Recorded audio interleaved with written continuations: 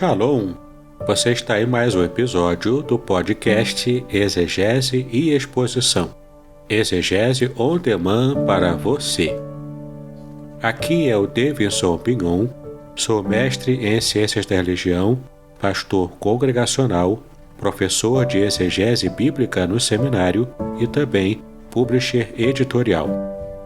Para mim é um grande prazer ter você acompanhando os episódios que lanço todas as semanas neste programa.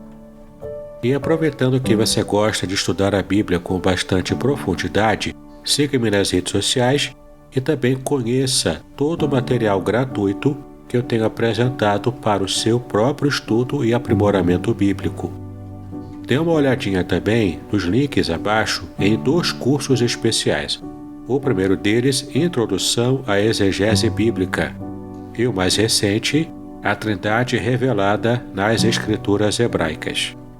E no episódio de hoje você poderá acompanhar uma mensagem muito especial que trará grande enlevo espiritual para a sua vida. Meus queridos, vamos estar abrindo a Palavra de Deus em Mateus, capítulo 4, versículos 16 e 17. Mateus, capítulo 4, versículos 16 e 17. Esse é o texto que aqueles que conhecem um pouco da Palavra de Deus e já têm algum tempo também de vida cristã, né, nessa época de Natal, com certeza vai se lembrar dessa passagem, desse versículo. Mateus capítulo 4, versículos 16 e 17, e o texto diz o seguinte: O povo que estava assentado em trevas viu uma grande luz, e aos que estavam assentados na região e sombra da morte, a luz raiou. Desde então começou Jesus a pregar e a dizer: Arrependei-vos, porque está próximo o reino dos céus. Essa é uma passagem muito bonita do texto da palavra, porque ela faz uma referência direta ao texto de Isaías capítulo 9, no versículo 2. E todo o capítulo 9 de Isaías é um texto que nos fala sobre a vinda do Messias. Profeticamente, Isaías fala sobre aquilo que o Senhor estava preparando para a redenção de toda a humanidade, que era o grande evento do nascimento, da vinda do Senhor Jesus Cristo, ainda que Isaías não tivesse a total dimensão daquilo que ele estava profetizando, mas sim o profeta vislumbrou a glória do Senhor, quando ele já havia dito lá no capítulo 7, Isaías 7,14, quando ele havia profetizado que a virgem daria à luz a um filho, e ali já era a profecia do Senhor Jesus Cristo. E também agora no capítulo 9, mais à frente, o profeta Isaías fala também de que ele seria maravilhoso, conselheiro, Pai da eternidade, príncipe da paz, esse menino que foi dado, essa bênção que Deus havia preparado para a salvação de toda a humanidade. E então, após essa profecia, nós vemos aqui o evangelista Mateus, um dos 4 evangelistas que tratam com detalhes sobre a vida do Senhor Jesus Cristo.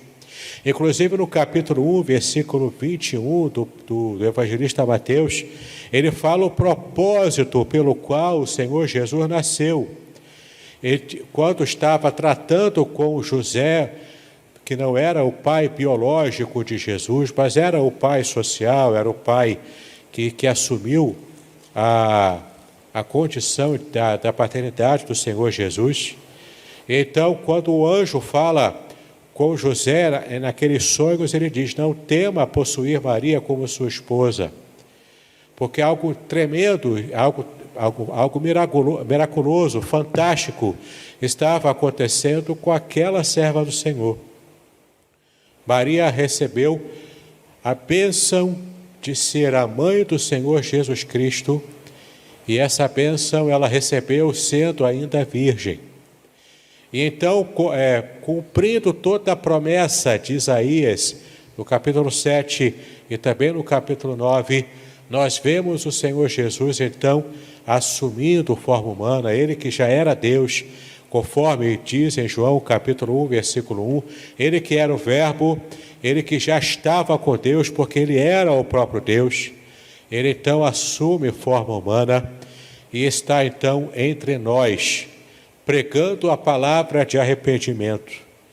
E o seu objetivo era salvar as muitas nações da terra, alcançar povos que até então não eram alcançados na sua plenitude pelo ministério da nação de Israel.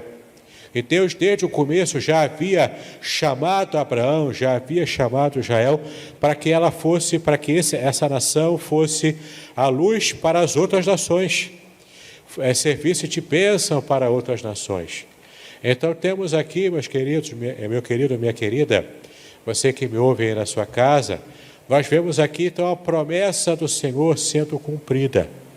E temos aqui também o propósito de salvação sendo estabelecido na história da humanidade. E esse texto aqui que nós lemos, dos versículos 16 e 17, do capítulo 4 de Mateus, retoma essa profecia registrada em Isaías capítulo 9, no versículo 2. Quando ele diz que essas nações que estavam envoltas em trevas. E é muito interessante o texto, como o texto traz essa informação. Diz que esses povos, essas pessoas, essas nações que estavam envoltas em trevas, estavam completamente submersas nas trevas, estavam jazendo nas trevas, com o total controle das trevas sobre essas vidas.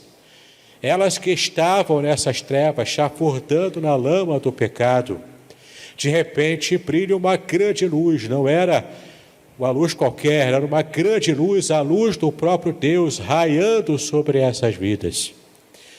Então começamos a entender o que esse texto quer dizer. É claro que aqui essa linguagem bastante metafórica, falando sobre a luz, não uma luz meramente física, mas a luz espiritual, a luz do entendimento, do conhecimento de Deus, a luz da própria revelação do Senhor. Quando a própria Bíblia diz que Jesus Cristo, ele é a plenitude da revelação do próprio Deus. Então os povos pagãos, os povos que não conheciam a lei de Deus, que não conheciam o testemunho do próprio povo de Deus, Israel, através das suas leis, através da sua vida como povo de Deus, através de todo tipo de mandamento que o Senhor entregou, esses povos pagãos, povos inclusive idólatras, povos que adoravam a inúmeros deuses politeístas muitas vezes, esses estavam submersos nas trevas, não tinham o conhecimento de Deus, não tinham a revelação de Deus se mostrando a essas nações. Mas então, de repente, no meio das suas trevas, no meio de toda a sua escuridão, no meio do vale da sombra da morte, como nós vemos no Salmo 23, a luz está raiando. E é interessante que o texto fala também que é uma única luz que esteve brilhando. Em tempos de relativistas como esses que nós vivemos hoje, as pessoas andam dizendo que você precisa aceitar tudo o que é diferente daquilo que você pensa. E você então não pode falar mal de nada, não pode criticar nada, você só pode enxergar os diversos matizes de diversas luzes que aparecem na nossa cultura, na nossa sociedade. Mas, meu irmão, minha irmã, não é isso que o texto diz. O texto diz que é apenas uma luz que apareceu. E essa era a luz do próprio Deus, era a luz do Senhor. Aqui nós não temos uma informação de que devemos buscar um pouquinho da revelação de Deus em cada cultura, em cada nação. Embora o próprio Deus havia providenciado mesmo isso, em cada cultura, um pouquinho da sua própria revelação. Mas de modo completo, de modo real, tem que ser a revelação direta, dada pelo próprio Deus. Ele começou a fazer isso através da nação de Israel no passado, e em Cristo atingiu toda a sua plenitude revelacional. Então temos em Cristo Deus fazendo brilhar a luz da sua própria revelação sobre as nações, sobre os povos que estavam completamente submersos nas trevas. Então temos aqui esse texto continuando a dizer que a mensagem que o Senhor Jesus começou a pregar naquela região, na região que aqui se refere da Galileia das Nações ou Galileia dos Gentios, que era onde Jesus de fato foi criado. Ele nasceu em Belém, mas ele foi criado, toda a sua criação foi na Galileia. E então, naquele local, aquela era uma região separada, inclusive vista com maus olhos por aqueles judeus ortodoxos, que enxergavam a Galileia uma região propriamente pecadora, uma região dos gentios. Chegaram, inclusive, a dizer sobre o Senhor Jesus: será que pode vir alguma coisa boa de Nazaré? E Nazaré ficava na Galileia, naquela região específica, dentre muitos povos de origem pagã, mas que estavam ali convivendo na Palestina, juntamente com Israel, naquele domínio do Império Romano no primeiro século. Então temos aqui tanto uma visão preconceituosa por alguns, temos aqui também o próprio Senhor demonstrando a sua compaixão, a sua graça, também estabelecendo essa palavra de luz, a palavra da revelação completa, total e abençoadora de Deus, inclusive para povos pagãos, inclusive para nações que nunca haviam ouvido falar da palavra de Deus, da graça do Deus de Israel. E não apenas esses povos pagãos, esses povos que não conheciam nada da palavra, mas inclusive essa luz esteve brilhando para aqueles que estavam nas trevas, mas que por algum motivo conheciam também um pouco dessa palavra, mas não a estavam levando a sério. Eu me refiro aqui aos doutores da lei, aos fariseus, saduceus, que conheciam a palavra inclusive do profeta Isaías, como nós vimos aqui no capítulo 7, no capítulo 9, mas mesmo conhecendo a palavra, mesmo conhecendo as profecias, fizeram pouco caso daquilo que conheciam. Quando, inclusive, os reis magos vieram para visitar o Senhor Jesus, vieram do Oriente trazer presentes e reconhecer e prestar a sua homenagem, a sua adoração ao rei dos judeus que havia nascido, eles, inclusive, nem sequer perceberam algo que reis distantes conseguiram perceber. E então, diante daquela manjedoura simples em Belém, o Senhor Jesus foi adorado por pastores, foi adorado pelos reis magos. O Senhor Jesus não foi adorado pelos doutores da lei, por aqueles que conheciam de cabo a rabo a palavra. Pelo contrário, eles fizeram de tudo para perseguir o próprio Senhor. Inclusive o Herodes havia ordenado a matança dos inocentes, como nós conhecemos, porque lemos os evangelhos. Temos aqui então diversos batizes de pessoas que viviam nas trevas, tateando na escuridão, tentando achar algum propósito para a sua vida.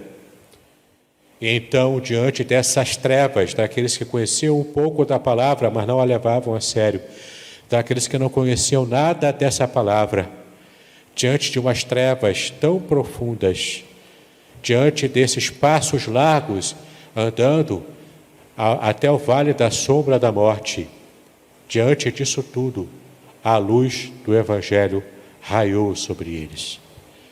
Não apenas a luz da estrela que esteve guiando esses magos para que eles chegassem e achassem o bebê daquela manjedoura, não apenas essa luz, mas a maior luz de todas, a luz do Evangelho brilhou na vida, no coração, na alma dessas vidas. E quando a luz do Evangelho brilha sobre aqueles que estão nas trevas, as trevas são completamente expulsas. As trevas se apagam, elas se afastam. As trevas morrem, porque a luz sempre prevalece sobre as trevas. E esse é um exercício que você pode, inclusive, fazer na sua casa. Se você, de repente, apagar as luzes da sua casa no meio da noite e você acender o seu celular com apenas a luz do seu celular, você consegue ver a diferença que essa pequena luz do seu aparelho faz no meio da sua casa completamente escura. Quando a luz ela é acesa, nós vemos as trevas se dissipando. Quando as trevas morais e espirituais elas estão assolando o mundo, à luz da palavra de Deus, à luz da revelação do Senhor, o próprio Jesus Cristo, ele então nasce, ele então revela a palavra de Deus e começa a sua pregação. E a palavra de ordem que o Senhor Jesus fala, a sua mensagem principal, no meio daquelas trevas todas, com a luz do Evangelho começando a brilhar, era a palavra de arrependimento. Arrependa-se porque o reino de Deus está próximo. Arrependa-se porque o reino de Deus chegou. E essa é a mesma mensagem que nós, como Igreja do Senhor, temos que falar acerca do nascimento do Senhor Jesus Cristo. Nada de errado em você celebrar o Natal com a sua árvore de Natal, com os seus enfeites natalinos, com as suas comidas típicas dessa época do ano. Nenhum problema contra isso. Nenhuma dificuldade quanto a isso. Isso não é nenhum tipo de resquício pagão que estamos adorando a deuses pagãos ou algo desse tipo. Não tem nada a ver uma coisa com a outra. Você pode simplesmente celebrar o Natal como todos os anos você costuma celebrar.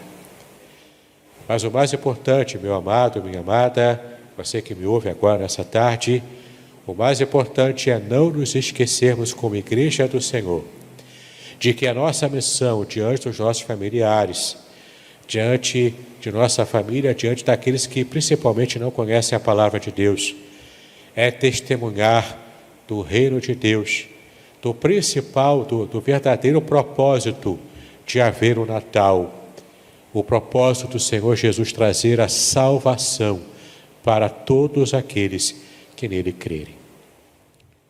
Esse é um ano atípico para todos nós. O mundo inteiro ainda está enfrentando essas dificuldades do coronavírus. Nossa igreja tem também muitos irmãos sendo contaminados por esse vírus. A graça do Senhor tem coberto cada um de nós. E apesar das lutas e dificuldades, nós sabemos que esse também será um Natal abençoado. Creia nisso, meu irmão, minha irmã. Mesmo que você, como eu, nós decidimos lá em casa de que passaremos o Natal apenas entre nós três, eu, minha esposa e minha sogra, no mesmo núcleo familiar, estaremos vendo o restante da nossa família através de uma transmissão em vídeo. Mas o mais importante, estando você na sua casa, com apenas aqueles seus familiares do mesmo núcleo da sua casa, ou mesmo você frequentando, indo para a casa de algum parente e, claro, observando as regras de distanciamento social para que você se proteja e proteja também os seus queridos, o mais importante, meu amado, minha amada, é que estejamos demonstrando a mensagem do Evangelho, a mensagem de salvação em Cristo Jesus, porque foi para este propósito que aquele neném nasceu em Belém, para que de fato a humanidade tivesse uma chance de se reconciliar com Deus e de fato sair das trevas e encontrar a luz do Evangelho para a salvação e para a vida eterna. Que nesse Natal, portanto, possamos, em nome de Jesus, todos juntos, celebrarmos o nascimento do Senhor Jesus Cristo, com o nosso coração ardendo em fé, com a nossa vida completamente cheia da esperança renovada para o próximo ano. E em 2021, no Natal do ano que vem, se Deus nos permitir, estaremos aqui celebrando normalmente com toda a nossa família reunida, sem preocupação alguma com vírus, com problemas que envolvem a falta de distanciamento social ou aglomerações sociais. Que a graça do Senhor esteja sobre cada um de nós nessa tarde e que essa palavra possa ter encontrado guarida no coração de cada um de nós.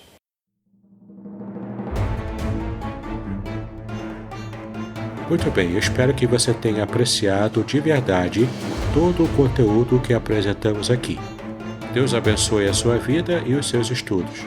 Paz e bênçãos.